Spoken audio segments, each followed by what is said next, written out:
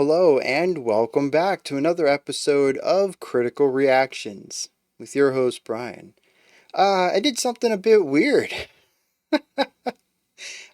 See, this is supposed to be a special selection, and I recorded the intro as if it was for the week's theme, and it tied into the theme so well that it never dawned on me that it would be a special selection. And then I went into my list because I thought I would have to record a special selection next, and it said that it was this one.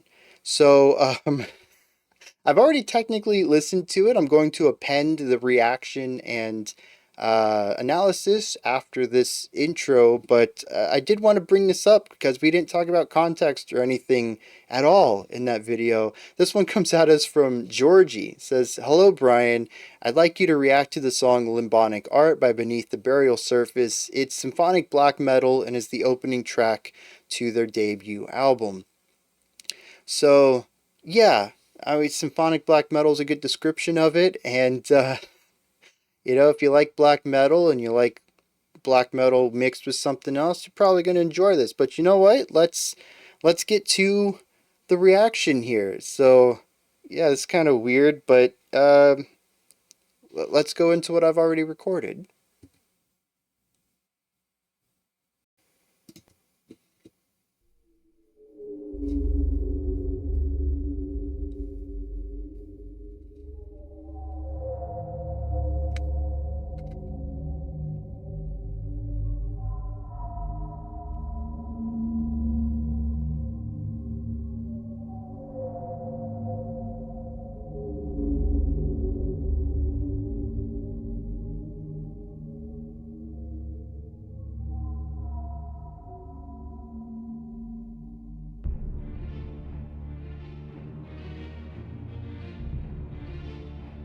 All right. Some symphonic compositional ideas. I thought it might have been a synth at first, but I'm not entirely sure anymore.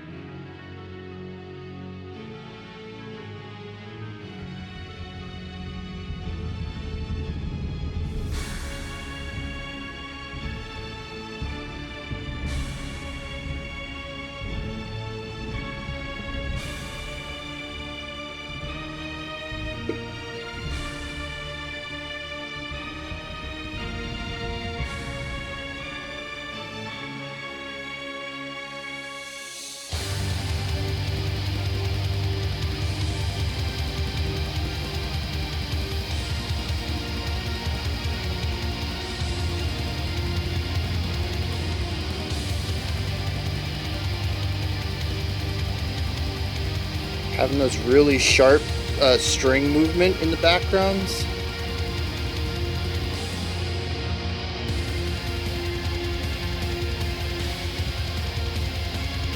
Very epic sounds. Although I do think that the compression of the metal bands kind of ruins a little bit of the vibe they're going for.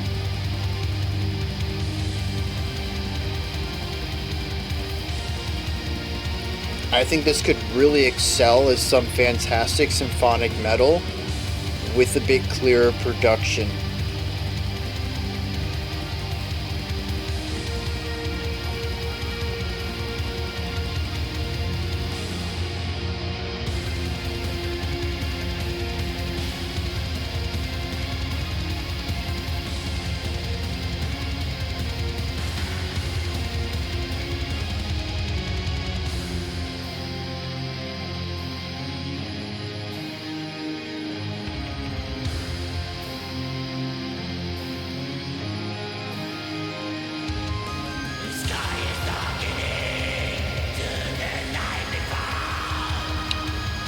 Interesting choice for the vocals.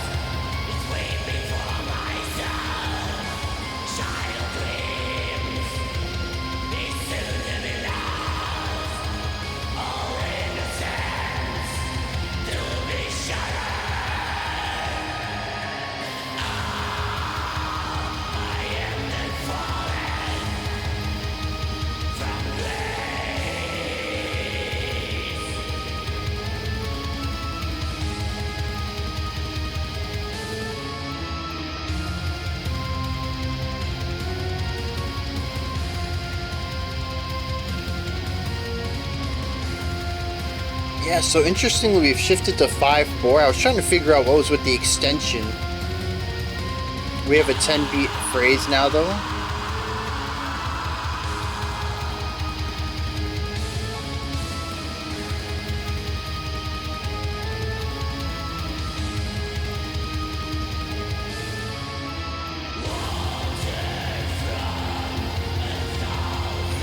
Yeah, though.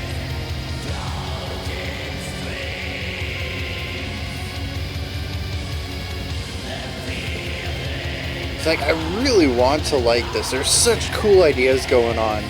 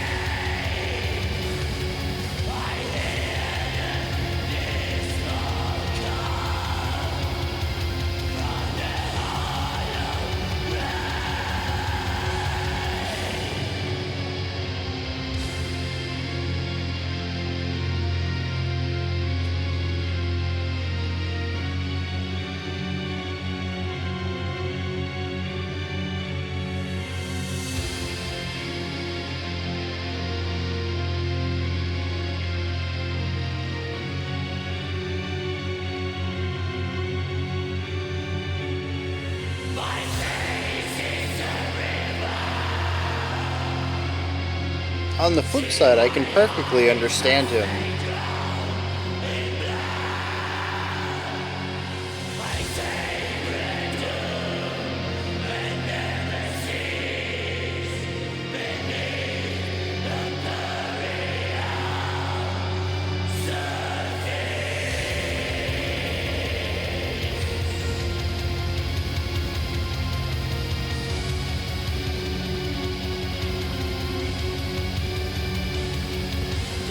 We have heard this progression for quite some time, though, and I think this is going to be the part that loses me a little bit.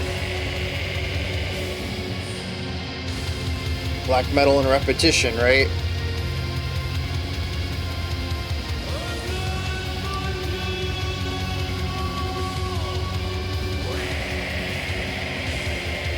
All right.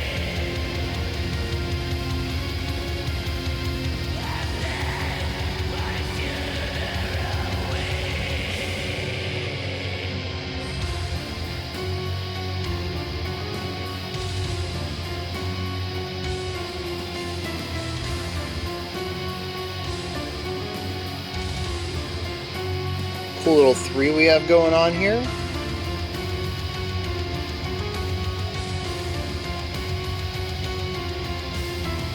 A little bit of a harmonic shift as well.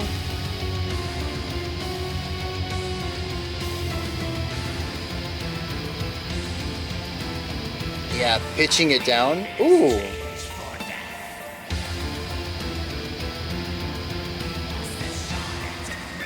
Yeah.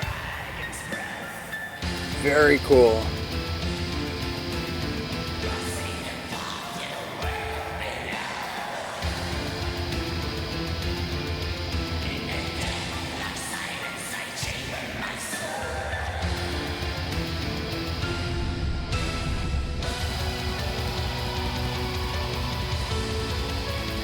Yes.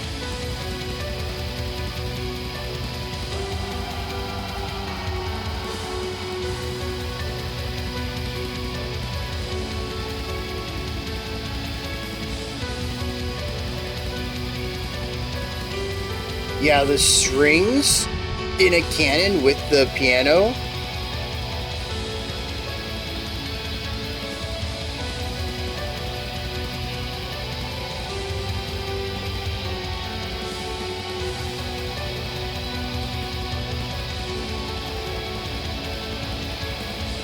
There's a second guitar off to the left.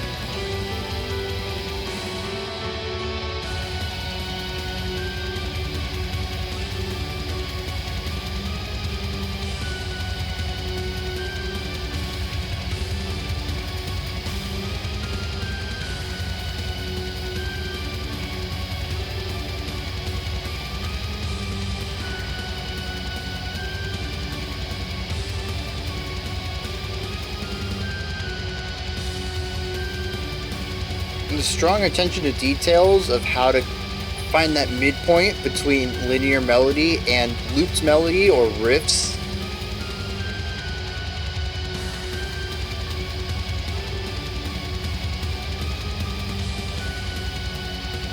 Nice texture layering too. It sounds like we have the organ and piano on that. Oh, now we have the guitar also playing the same line. Oh no, it's organ and string, isn't it?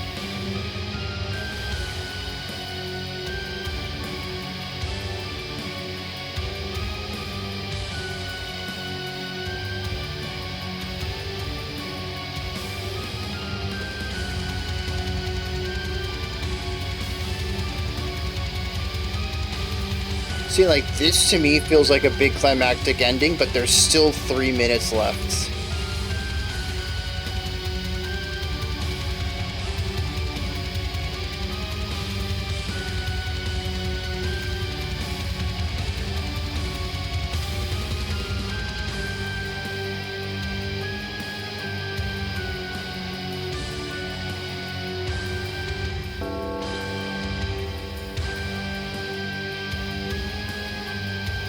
Interesting switch up there.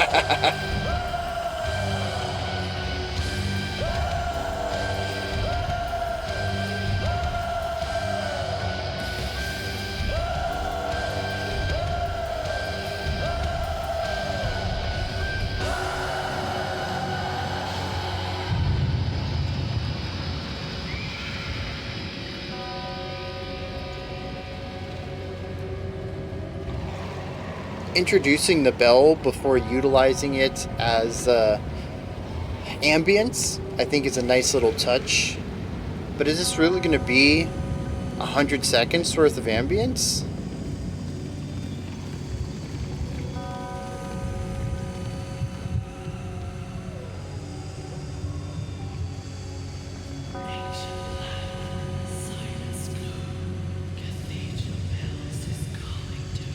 Yep.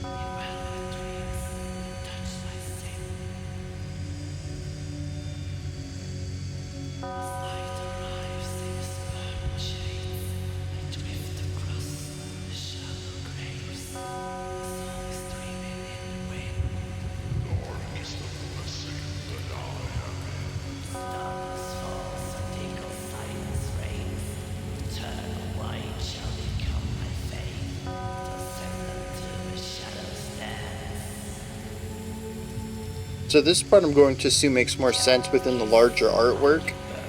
I don't think I'm going to talk too much about it. It feels more like it's album specific than track specific. But I do think it's cool. I'm a sucker for the theatric stuff, so...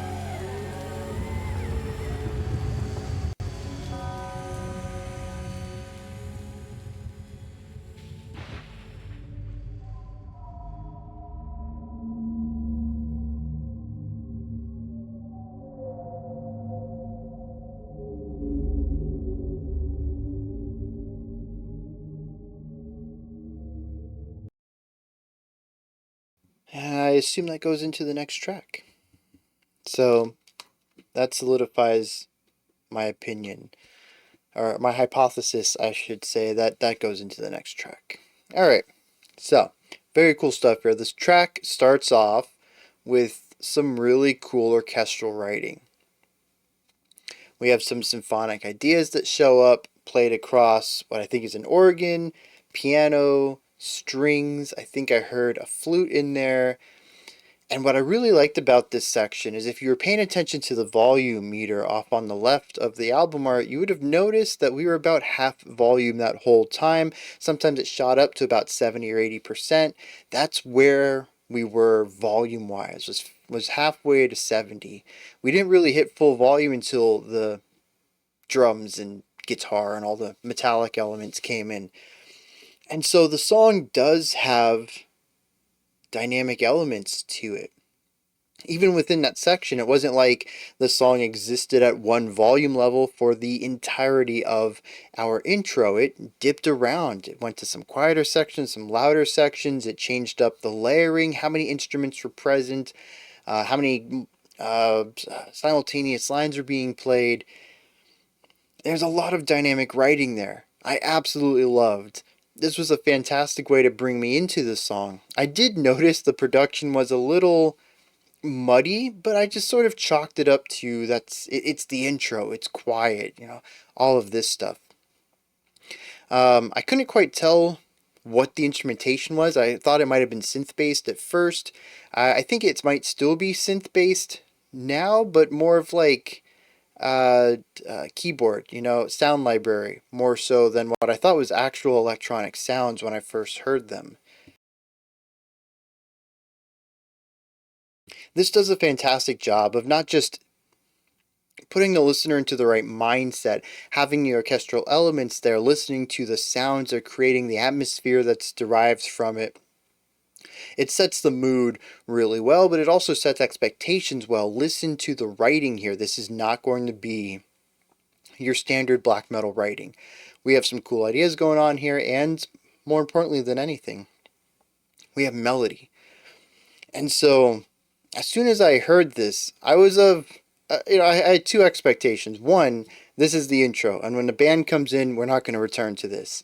It'll be a shame, but I'm happy we have the intro. The other, what I was hoping for, was that we would hear the metal come in eventually, and of course, when it did, I had a little, yep, that's the black metal kind of look on my face.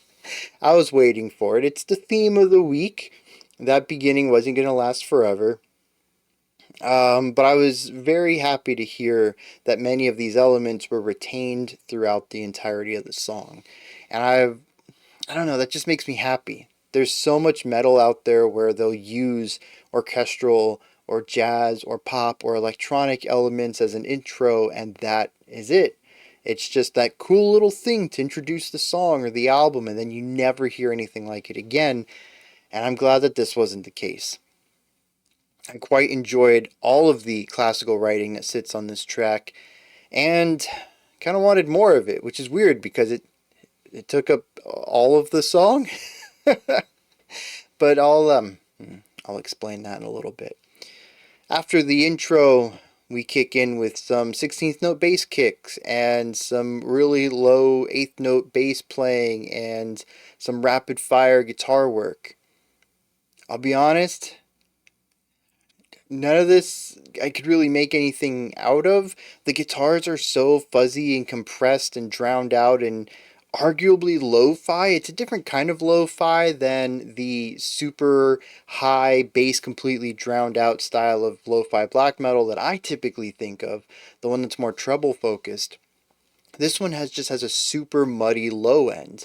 And so the bass kicks all just kind of come together into this rumble that exists on the bottom of the song. It's compounded by the bass guitar playing, and the guitars themselves, I can hear them playing a lot of notes, but I honestly couldn't tell you if it was 16th notes or tremolo picking, and I really couldn't tell you the pitches either. And I don't really think any of that's important, to be completely fair, because the metal part of the band all sort of gets grouped into this wide thick floor. It's the foundation for everything else. And while I mentioned that there was not a strong clarity to the orchestral sections, they do cut through all this noise and sit on top of the rest of the band. It is very, very easy to sort of turn a blind eye towards what the band is doing and just listen into what the strings or the organ or any of that is doing. The production just puts a really big spotlight on anything that isn't the metal band, and everything the metal band does do forms this wall of sound that's really difficult to look at anything individually. And that's how it is for all of the song, except for the guitar solo where the guitar shifts to a different tone that kind of cuts through the noise a little bit. It still has a little bit of that grit and compression to it, but it is no longer part of the wall of sound. It is a distinct tone separate from it. But I mean, if you were to ask me to talk about any differences, to compare any of the metallic moments of this track, they all sound the same to me. I don't really hear much difference. The drums sometimes will get an eighth note idea. Nope, never get anything syncopated. It's always a consistent rhythm. But we did have a growing idea somewhere around the 8-minute mark. We went from quarter notes to eighth notes up to the 16th notes, just that constant drumming that we had at the beginning of the track. But otherwise, a couple of fills here and there that change things up. But for the most part, it's just that constant aggressive drumming. But at least that I can say, oh, there's these different parts. You asked me about the guitars though, and all I heard the whole time was 16th note picking. I can't even tell you what sound it was, what tone it was, high or low. I felt no pitch out of it. It's there for texture, which puts this in an interesting place. When it comes to symphonic metal, to me there's two realms. There's the one that favors one side and the realm that tries to fit them together perfectly. The latter shows up quite a bit rarer than the former. The former can come in two ways. Either it's a metal band that has usually strings playing chords on the outside of the band. It's like, hey, we're a symphonic metal band, and we have a violinist, and they're playing root tones. But it sounds cool, and like I don't have anything against that. It just compositionally and how I tend to hear it, it's almost no different from a regular metal band. There's just one extra timbre to it. The other side of things, I remember being introduced to this with a Dimmu Borgir track, and it was either Dimmu Borgir the song or it was Progenies of the Apocalypse or something like that, in which I had mentioned that it's an orchestra that happens to have an electric guitar on hand. And it's sort of the inverse, where it is straight up classical music, but every once in a while you'll hear a really distorted guitar do something, well, classical, not even really metal, favoring one side or the other, as I mentioned. It's very difficult to create, well, I'm not going to say it's difficult. It's rare to find somebody who will create something with equal weight to both sides, the classical and the metal. And this definitely falls into that trapping. The metal side isn't really there for anything other than to say, hey, this is a metal song. What are they playing? I don't know, but it's loud and noisy, right?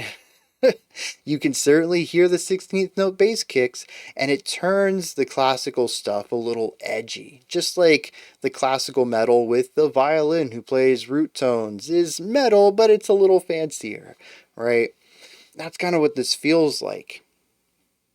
I think it ends up working though, because the main focus of the writing is definitely on the classical side, the classical instruments, and the metallic side are set dressing in a sense. They're the foundation for everything, and that's apparent through both the composition and the production. I think from that perspective, the execution is clear, and I'm kind of hoping that this was also the intent as well, so that I could say that they executed fairly well on what they wanted, that it did turn out the way they expected and what they hoped it to be. It seems a little silly to my ears, and we'll get to that in a little bit, but if that's what they wanted, I think they absolutely nailed it.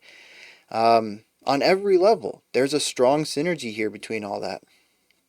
The one thing that does stand out to me, though, is the vocals. If everything else is produced in a way that the music is supposed to be minimized in its presence, and sorry, the metal side is supposed to be minimized, and the orchestral elements are supposed to be given prominence because they have the melodic elements to them, they have the chord progressions, they craft the atmosphere, it's where all the core writing is coming from. The vocals upend all of that balance because they are way too loud. And on top of that, they are super low fidelity. I can, well, see, here's the thing. Is it? There's a lot of compression and reverb put on it. There's elements about the way that the sound decays that to my ear immediately say this is low fidelity. It's the type of stuff that in the past I've heard described as toilet bowl vocals and has consistently been drilled into my mind that this is not the way that you record or produce vocals. This is the kind of sound you would get from a $10 microphone back in the 1990s that was USB and plugged into your computer, wasn't anywhere near professional, and you did your best in, I don't know, Audacity to try to make it sound okay, and it ends up like this. But on the other side of the equation, it did sound gnarly. It was very abrasive of a sound, and I could understand whole sentences when I actually paid attention to the vocals. From that perspective, it was well performed and clear, a high fidelity component. I can understand what he's saying, which is rare for metal vocals in general for me, but certainly rare and impossible in low fidelity vocal productions. So is it low fidelity? Is it high fidelity? I don't know.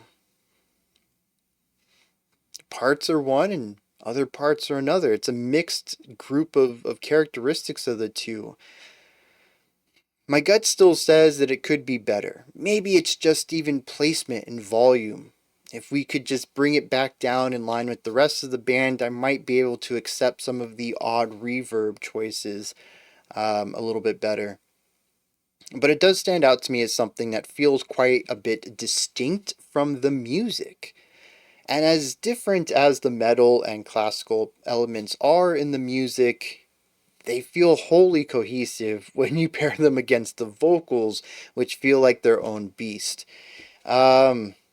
So yeah, I don't know exactly how to feel about them. I do have praise for the vocal production and delivery, but I also have some criticism for it too. But I suppose also in the end, does it all come together? Sort of. Yeah, I think that's why my recommendation for change is so minute. Drop the volume a little bit, just kind of place it into the song a little better because it does kind of work. I don't know if that's because of the massive fuzzy and muddiness that happens in the metal side, if it's the little bit of grit and compression that we have in the classical part. It all still kind of works, and once again, it's about intent and execution. Is this for me? Yeah, we'll get to that in a second. But did the artist have a vision in mind, create something that was close enough to them to be happy with it? I think so. It all kind of feels cohesive on at least some level, even if I can't really explain that. And so, this is one of those cases where, I might have some criticism for it, but at the same time, would I really change the song? I don't know that I'd want to. But there is the elephant in the room here. Does everything complement each other compositionally? And this was something I started thinking about towards the end of the track. I liked this in spite of what it was, because everything that I enjoyed about it was everything outside of the metallic aspect. And when I think about it, while I did enjoy my time listening to it, would I turn this on instead of an orchestral track? To take this a step further, would I listen to this more so than an orchestral arrangement of it devoid of the metallic sections? And I don't think I would. I really like the orchestral writing here, but it's really the only thing that had me enjoying the track in any capacity. The repetition, the huge repetition in many of the sections was something that I think ruined the pacing a little bit for me. And the massive repetition of sound from the guitars and the drums and the monotony of the vocals also all kind of turned me away. I would much rather have heard a version of the song without any of that, which left me with just the orchestral writing. And it's good. It makes a fantastic atmosphere, but also being primarily riff or loop based, there really isn't much in the way of linear melody. Now, this dude does a fantastic job of writing riffs that naturally loop back in on themselves. And that's what I meant earlier when I said it's walking a fine line between linear melody and riff based melody. And that's it right there. There's a lot of metal we listen to where they play the riff and then they just start back at the beginning, and it kind of works, but you can tell that the last couple of notes weren't really designed to go back to the beginning of the idea. It's just something that the guitarist forced this riff to be. In here, almost every single looped idea, whether it is from strings or a piano or an organ or whatever, it all works. The loop comes back in a very natural way. The idea turns back in on itself in something that feels natural. And I do enjoy that, but there isn't any linear melody to pull us through the narrative. It is a bunch of looped sections that kind of go to the next one whenever they're ready, and sometimes that is multiple minutes later. So the orchestral part is what kept me interested throughout here, but even if I listened to that alone, it would still pale in comparison to classical music. And so at the end of the day, I think this is a fine symphonic metal song. And if you like black metal, I find the orchestral elements to be a positive addition to that. But since I don't like the black metal parts, the classicals or the orchestral sections just remind me of other music I would rather be listening to, devoid of the metallic sections I don't like. And so I think this is a really easy suggestion. Again, if you like black metal, I would say, hey, go check out Limbonic art. I heard this song once. It was pretty cool. You might like it. But I don't think I could do that the other way around and say, hey, if you like classical music, you might like this too. Because like I said, most of the time that I'm listening to this, it just reminded me of other music that's similar to it that I would rather have been listening to.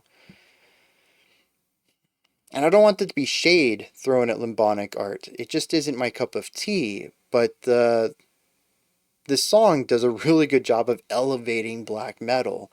And so I want that to be my primary takeaway, even though it necessarily isn't something I'd want to listen to again. Let's check out some lyrics and see what's going on there. So these lyrics continue my campaign that I suggest that black metal is very much emo with a different vernacular. Or I should say can be, because I think the more satanic side of black metal, especially in its origins, very different from emo. But black metal can certainly take on some more doom and gloom, otherworldly, focus on death kind of stuff that to me feels very emo, just with a metallic hardness to its lyrical usage.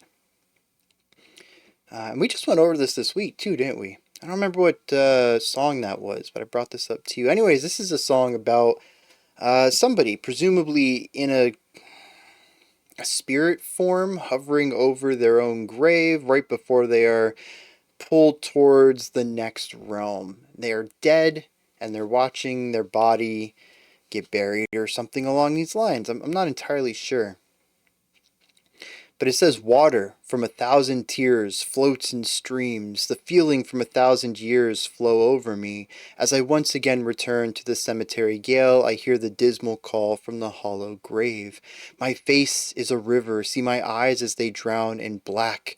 My sacred doom and nemesis beneath the burial surface. To the final act of the immortal sin, I am led by burial winds. Yeah, it's about being overcome with grief of one's own death. That's kind of metal in a lot of ways, but the way that it's kind of approached to me feels like something an edgy emo teen would have written down in their poetry book. Not speaking from experience at all. He says that he'll exchange his life for death and that he is ready to cross the path to the world below. But at the very end, it says, as darkness falls and cold silence reigns, the nocturnal void shall become my faith, till transcend until where shadows dance. A gentle kiss, and like a bird till fly into the spheres of demise, desirously in dark romance. I wonder if this is supposed to allude to a type of wanting of going on to the afterlife. I'm not entirely sure. To have this desire of dark romance in a song pertaining to their death, at least that's how I read it. But there's also a lot of pain, sorrow over this as well, although also in parts an acceptance. It's possible that this person's emotional ties to the event change over the course of the lyrics and they become more accepting of the events at hand. I totally forgot also about the vocals at the end, the shouting or screaming in pain. I don't think there were any words. There was more just like, shouting that. And I giggled a little bit because it's so over the top, so extreme to me. And this is what I talked about a couple of times this week is vocal buy-in. Metal, all sorts of metal, can be very extreme in its language, in its visual presentation, in its even some of its guitar work. You listen to some tech death or thrash metal and the speed can be extreme and there's a buy-in to that. It's very easy for that extremity to slip into a type of campiness, a sort of parody. And depending on the listener, it could be a very cool type of extreme or a very campy, tongue-in-cheek kind of extreme. And while I did buy into this song up until that point, those vocals tipped it into camp for me.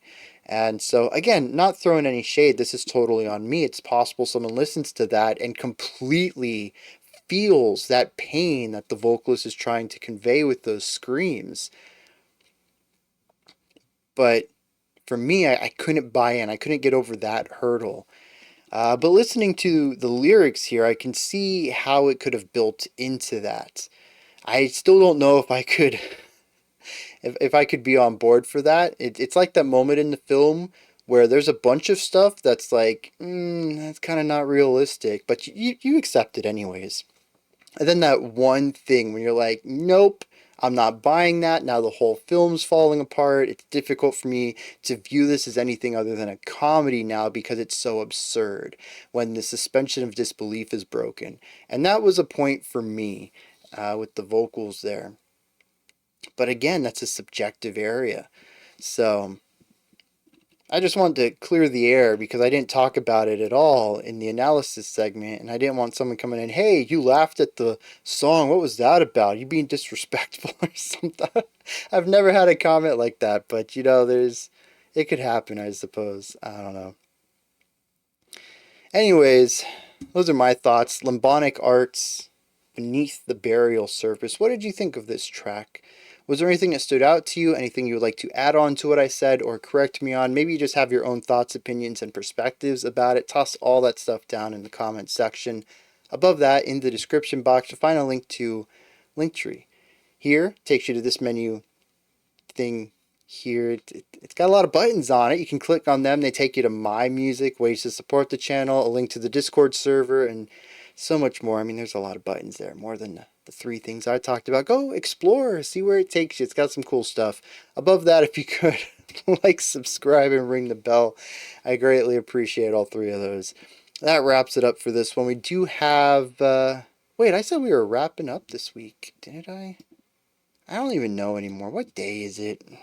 I'll be back tomorrow at 5 p.m. Eastern Standard Time, 9 p.m. UTC. I don't know what I'm going to be bringing because I don't know what today is. Tomorrow is either going to be more black metal or an album review. Whatever day tomorrow happens to be. Jeez, I don't even know anymore. Anyways, until next time, remember to be critical, not cynical of the music you listen to, and have a fantastic morning, afternoon, or evening whenever you choose to watch my videos.